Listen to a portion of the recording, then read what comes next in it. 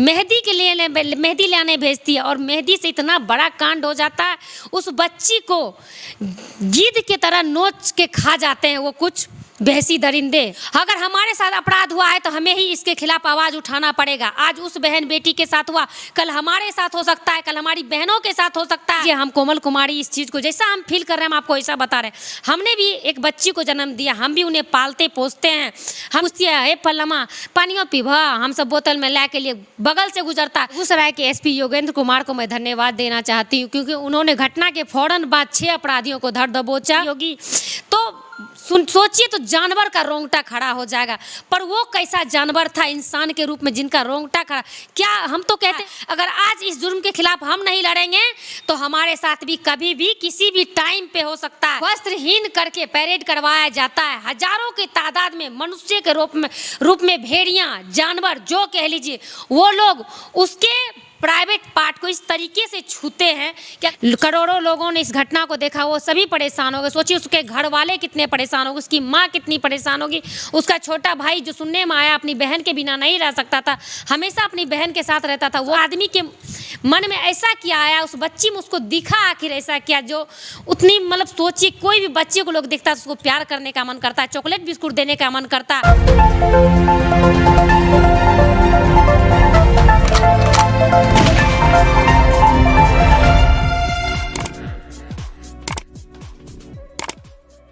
बिहार के बेगूसराय में जिस तरीके से घटना सामने आई है, ऐसे में पूरे बिहार की महिलाएं गुस्से से आग बबूला है। बातचीत करने के लिए कोमल कुमारी है जो किसी भी मुद्दे पे बेबाकी से अपनी बात को रखते हैं। आइए जानते हैं पूरा मामला, समझते हैं कि बेगूसराय में क्या कुछ हुआ है। और मीठी नाम की एक लड़की को मौत का घाट उतार दिया गया है। हालांकि वो इस दुनिया में नहीं है, दुनिया को अलविदा कर गए। एसपी योगेंद्र कुमार ने बड़ी कार्रवाई करते हुए 6 गिरफ्तार किया है। पूछताछ के बाद उन्होंने इस घटना को कबूला।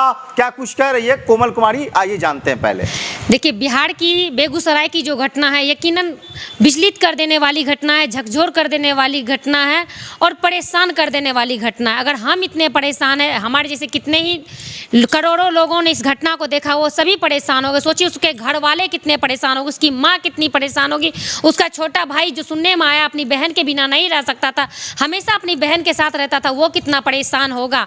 उसके पिता का क्या हाल है, उसकी दादी का हमने वीडियो देखा कि जो रो रो के बुरा हाल है उसकी दादी, किसी का भी होगा। आज हम कहना चाहते हैं आज खैर हमारा समाज किस ओर जा रहा है, समाज की मानसिकताएं किस ओर जा रही है। आखिर उस आदमी के मन में ऐसा क्या आया, उस बच्ची में उसको दिखा आखिर ऐसा क्या जो उतनी मतलब सोचिए कोई भी बच्चे को लोग देखता है उसको प्यार करने का मन करता है, चॉकलेट बिस्कुट देने का मन करता है, और उन्होंने उस बच्ची को धर दबोचा, सामूहिक बलात्कार किया। मानिए क्या उसके घर में बहन नहीं थी, उसके घर में बेटी नहीं थी, उनके घर में पत्नी नहीं थी, उनके घर में माँ नहीं थी? क्या उनके दिल में एक बार भी उस बच्ची के लिए दया नहीं आया? क्या वो दर्द से कररा रही होगी बच्ची, तो क्या उनको थोड़ा सा उन पर रहम नहीं आया? और उनको तो सामूहिक दुष्कर्म करने के बाद भी उस बच्ची को मार दिया गया। हाथ तक नहीं कांपा कि एक बच्ची जो कभी उनके गांव की थी, उनकी पड़ोस की थी, कभी उनको चाचा कह के बुलाती होंगी, फिर भी उन्हें थोड़ा सा भी दया नहीं आया। आखिर हो क्या रहा है हमारे समाज में? आखिर पढ़े लिखे लोग, आखिर हम कहे क्या? उससे बढ़िया तो मूर्ख चौपाट अनपढ़ गवार लोग होते हैं जो घास उसका उनके में दया ममता धर्म सब होता है। अगर कहीं से कोई गुजरता है तो वो खेत में घास भी काटते तो पूछती है हे पल्लमा पानियों पीवा, हम सब बोतल में ला के लिए बगल से गुजरता है। लेकिन पढ़े लिखे लोग घमंड दिखाते हैं, एक अलग ही उन लोगों का मानसिकता। आखिर उस बच्ची का सोचिए, सुनने में आया है वो मानव तस्करी भी करते, जो उनके गाँव के लोगों ने बोला है कि एक बंगाल से लड़की भी लाई गई थी जो 6 साल की थी। जब वो 8 साल की हो गई तो उनके साथ भी उन लोगों ने गंदा व्यवहार किया, जिसके कारण बस वो लड़की छत से छलांग लगा के कूद गई। और कूदने के पश्चात जब गांव वालों ने देखा तो उन्हें ट्रेन पकड़ा कर वो बोली हम अनाथ हैं, हमको खरीद के लाया गया। और लोगों ने ये भी दावा ठोका है कि अगर जहाँ से 10 फीट अंदर जो अपने बेसमेंट में बच्ची का लाश दबा के रखा हुआ, तो अगर खोदाई की जाए तो वहाँ और भी बच्चियों का कंकाल निकलेगा। मैं प्रशासन से, सरकार से, एसपी साहब से, सभी से यही मांग करती हूँ कि जिन्होंने ये जघन्य अपराध किया, उन अपराधियों को जो वहशी दरिंदे हैं, जिन्होंने एक बच्ची के साथ इतना गंदा काम किया है, आज के ज़माने में ना हम सेफ है, ना हमारी बहन सेफ है, ना हमारी बेटी सेफ है, ना हमारी माँ सेफ है।